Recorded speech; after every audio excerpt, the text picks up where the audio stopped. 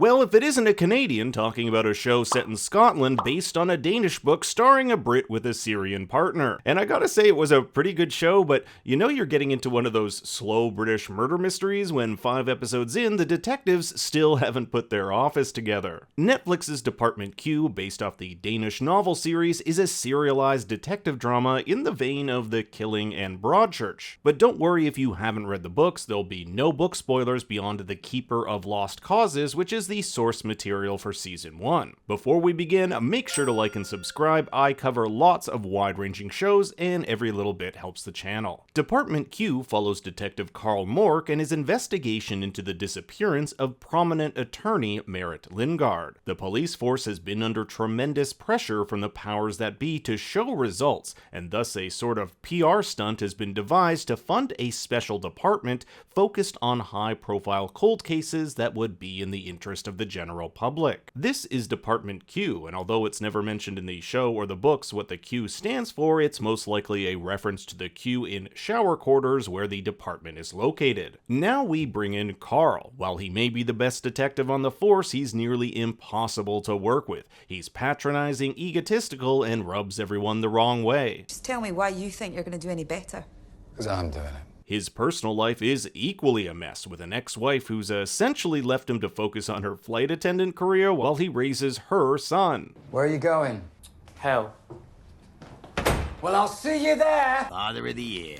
And that's not even scratching the surface of the tremendous guilt he feels for what went down at Leith Park. While investigating the murder of a man named Archie Allen, an armed assailant murders a rookie constable, shoots Carl through the neck, and paralyzes his best friend and colleague, Detective Hardy. No relation to these guys. Part of his mandated therapy with Dr. Rachel Irving, who becomes a sort of love interest for Carl, boils down to him realizing he's not to blame. The Leith Park incident is one of 2 cases this season. However, because Carl was a victim, he's not allowed in on the investigation, so information is limited on what we learn about the case. At the end of the season, however, we'll see Head of the Force Moira Jacobson tell Detective Hardy she has a special case for him, with the next shot being that of the Leith Park case file. This case remains unsolved and looks like it will be used to bridge season 1 and 2. And how Hardy will work on it, even though he was a victim in that case too, when Carl wasn't allowed to work on the case, I'm not quite sure. The bulk of the season, however, centers around Carl's investigation into the disappearance of Merritt Lingard. At the end of the first episode, we learn that Merritt's been held captive for more than 4 years in a hyperbaric chamber. These things are typically used by divers to prevent decompression sickness, but it makes for one hell of a prison because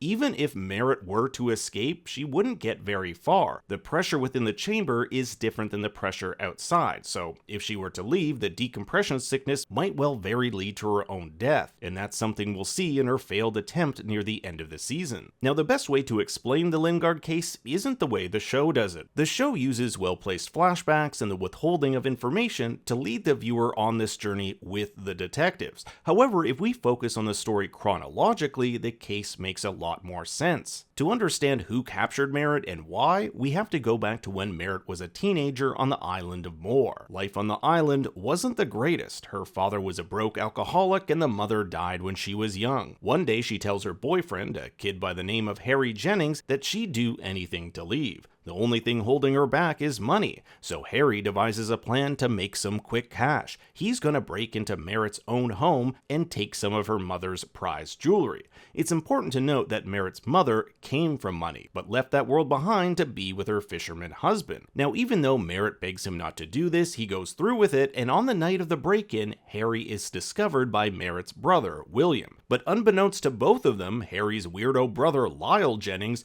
followed his brother there and beats William so badly that he loses his ability to communicate. With this botched robbery and his brother nearly having committed murder, Harry gets so drunk and falls off the local ferry and dies. He, instead of his brother Lyle, is blamed for William's beating. To make matters worse for the Jennings family, their father, Clive, dies in a mysterious fire that burns down their house, a fire some allege was caused by their mother Ailsa Jennings in order to get the insurance money. So we have this really really messed up family that's lost a son and father, which becomes the setup for what's to come. Fast forward several years, and Merritt is one of the most promising young prosecutors in the country. She's in charge of an especially high-profile case trying to put behind bars billionaire Graham Finch for the murder of his wife. While undertaking this case, she's approached by a reporter named Sam Hague, whom she also develops a romantic relationship with. But this isn't really Sam Hague. In the show's biggest twist, it's revealed this is Lyle Jennings, now all grown up.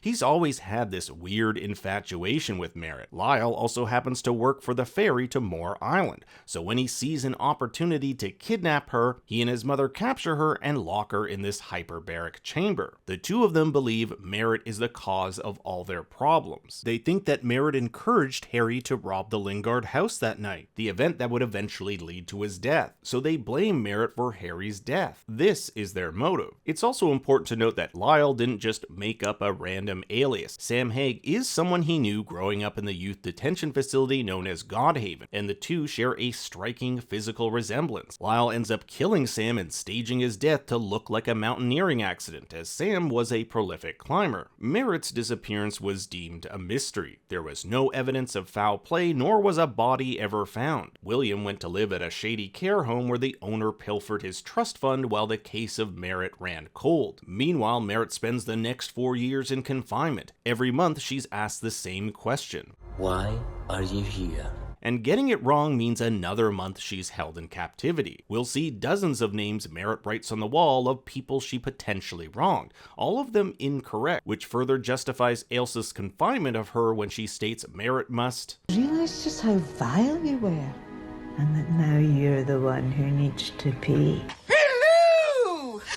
I'm sorry, she kept reminding me of Mrs. Doubtfire for some reason. Arguably one of the biggest breakthroughs in the case comes when Carl and the team are able to use William and his drawing of the man in the bird hat to figure out that it was Lyle who was stalking Merritt in the days leading up to her disappearance. This leads Carl and his partner Akram back to the island of Moore and the Jennings property. There they see that large bird symbol, which also happens to be the logo for the Jennings company, and a quick Google search reveals this large building with signs that indicate toxic waste was established shortly after Merritt's disappearance. Quite the coincidence. So Carl and Akram are pretty sure there's no toxic waste, but that it's hiding something far more nefarious. As they venture into the structure, they uncover the hyperbaric chamber containing Merritt, and she's on her last legs. They also can't bust her out because the change in pressure would kill her. This is why we'll see her being transported out in one of those hyperbaric stretchers. But there's a bigger problem. Lyle is still on the loose and shoots Carl in the shoulder. Carl cannot catch a break. Luckily, the real MVP of the show, Akram, uses his secret Syrian dagger techniques to finish off Lyle once and for all. I gotta say, out of all the characters on the show, this is the guy I want to know more about.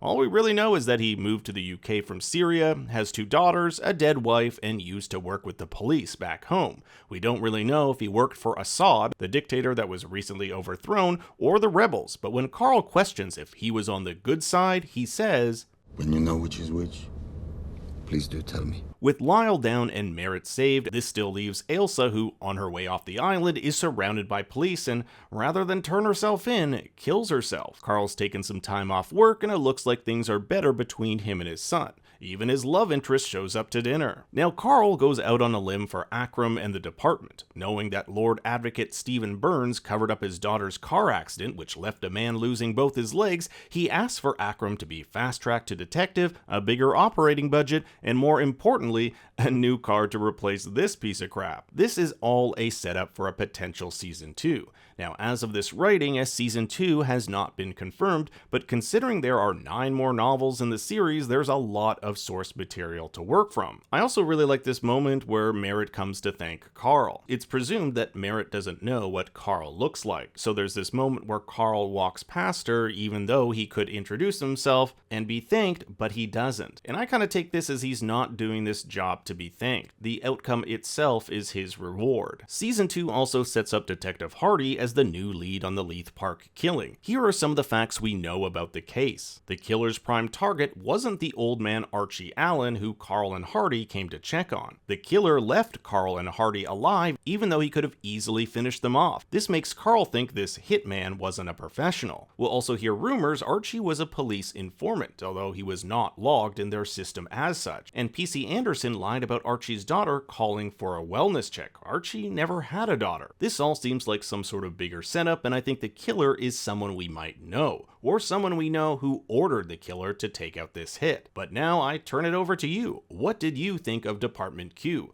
I want to hear your thoughts and theories in the comments below. Thanks for watching, be sure to like and subscribe, and for more bad takes you can follow me on Twitter and Instagram at BigStoryYT. Until next time, remember, Daddy loves you very much.